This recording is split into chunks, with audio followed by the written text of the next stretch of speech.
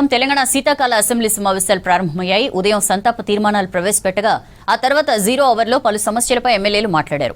ఉద్యోగుల బకాయిలపై హరీష్ ప్రశ్నిస్తే డీఏలు పెండింగ్ పెట్టిన ఘనత బీఆర్ఎస్దేనని శ్రీధర్ బాబు కౌంటర్ ఇచ్చారు. గల్ఫ్ బాధితుల కోసం ప్రత్యేక మంత్రిత్వ శాఖ ఏర్పాటు చేయాలని బీజేపీ డిమాండ్ చేసింది.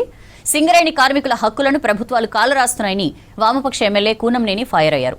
క్వశ్చన్ అవర్ తర్వాత సభ శుక్రవారానికి వాయిదా పడింది. అసెంబ్లీ శీతాకాల సమావేశాలు వాడివేడిగా జరిగాయి. సభ ప్రారంభం కాగానే సంతాప తీర్మానాలు ప్రవేశపెట్టింది ప్రభుత్వం. సమావేశాలకు ముఖ్యమంత్రి రేవంత్ రెడ్డితో పాటు ప్రతిపక్ష నేత కేసీఆర్ హాజరయ్యారు. ఇటీవల మరణించిన మాజీ ఎమ్మెల్యేలు రామరెడ్డి దామోదర్ రెడ్డి, కొండా లక్ష్మారెడ్డిలకు సంతాపం ప్రకటించారు. తెలంగాణలో ప్రభుత్వ ఉద్యోగుల బకాయిలపై మాజీ మంత్రి హరీష్ రావు సభలో ప్రస్తావించారు. మొత్తం 6 డీఏలు పెండింగ్ లో ఉన్నట్లు చెప్పారు. ఉద్యోగుల బకాయిలు చెల్లించాలన్నారు. దీనిపై స్పందించిన మంత్రి శ్రీధర్ బాబు ఉద్యోగుల గురించి హరీష్ మాట్లాడడం విడ్డూరమన్నారు. ఈ రోజు రాష్ట్ర ప్రభుత్వ ఉద్యోగులకు 6 డీఏలు పెండింగ్ లో ఉన్నటువంటి పరిస్థితి. అదేవిధంగా పీఆర్సీ అధ్యక్ష ఉద్యోగులందరూ కూడా కోరుతా ఉన్నారు, వెంటనే పీఆర్సీ విడుదల చేయాలని. ఉద్యోగస్తుల గురించి వారి సంక్షేమం గురించి మాట్లాడుతున్నారంటే ఏ విధంగా ఉందంటే దయ్యాలు వేదాలు వలికినట్టు ఉంది అధ్యక్ష. ఇప్పుడు వారి ఉద్యోగస్తుల గురించి మాట్లాడుతూ ఉన్నారు అధ్యక్ష.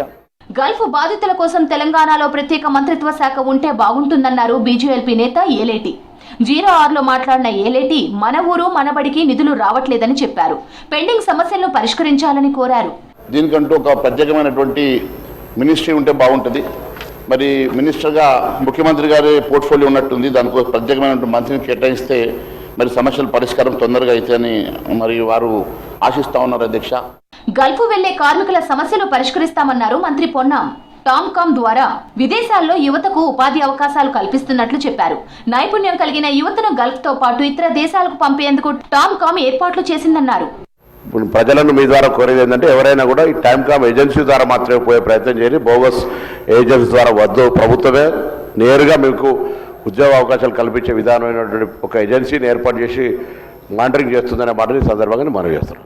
సింగరేణి కార్మికుల హక్కులను ప్రభుత్వాలు కాలరాస్తున్నాయన్నారు సిపిఐ ఎమ్మెల్యే కూనంనేని. సింగరేణిలో రాజకీయ జోక్యం పెరగడం మంచిది కాదన్నారు. సింగరేణిలో ఇవాళ కార్మిక వర్గంలో పూర్తిగా అసంతృప్తి చోటు చేసుకుని ఉన్నది వివిధ కారణాల వల్ల. వీటిని సరిదిద్దటానికి ప్రభుత్వం ఏర్పాటు చేస్తే ఆ సమస్యలకు పరిష్కారం లభిస్తుంది. లేకుంటే సింగరేణి కూడా కొద్ది రోజుల్లోనే కనుమరుగై మొత్తం ప్రైవేట్ పరమయ్యేటువంటి పరిస్థితులు కనబడుతున్నాయి అధ్యక్ష. గ్రామాల్లో కోతుల సంఖ్య ఎక్కువ పెరిగిపోవడంతో జనాలు, రైతులు ఇబ్బంది పడుతున్నారన్నారు రామచంద్ర నాయక్. దీనిపై ప్రభుత్వం చర్యలు తీసుకోవాలన్నారు. రామచంద్ర నాయక్ లేవనెత్తిన సమస్యపై స్పందించిన స్పీకర్ నిజంగానే కోతుల బెడద ఎక్కువ ఉందని ప్రభుత్వం చర్యలు తీసుకోవాలని సూచించారు. గ్రామీణ ప్రాంతాల్లో కోతుల మరి సంఖ్య బాగా పెరిగిపోయి ఏదైనా వాటికి ఆల్టర్నేట్ ఫెసిలిటీస్ క్రియేట్ చేయాలి. ఈ కోతుల విషయంలో కూడా ప్రభుత్వం చర్య తీసుకోవాలని నా తరఫు నుంచి కూడా ప్రభుత్వానికి నేను విజ్ఞప్తి చేస్తాను. ఇటీవల జూబ్లీహిల్స్ లో గెలిచిన నవీన్ యాదవ్ తొలి ప్రసంగం చేశారు. సామాన్య కుటుంబం నుంచి వచ్చిన తనకు ఇంత మంచి అవకాశం ఇచ్చిన కాంగ్రెస్ పార్టీకి ధన్యవాదాలు చెప్పారు.